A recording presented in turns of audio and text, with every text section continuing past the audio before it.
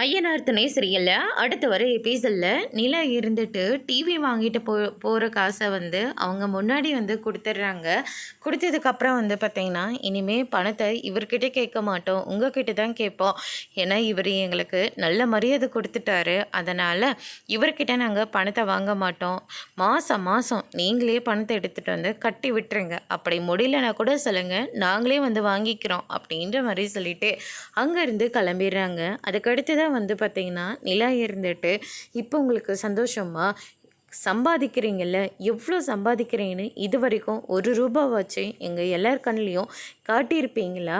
நாங்கள் ஊரில் இல்லாத நேரத்தில் எல்லாரையும் கூப்பிட்டு வச்சு குடிச்சிங்கல்ல, அந்த காசை சேர்த்து வச்சாவது இவங்க கடனை நீங்கள் அடிச்சிருக்கலாம்ல.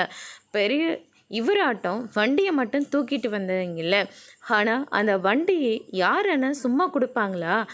நீங்கள் அதுக்கு காசு கட்டினா மட்டும்தானே அது உங்களுடைய வண்டியாகும்.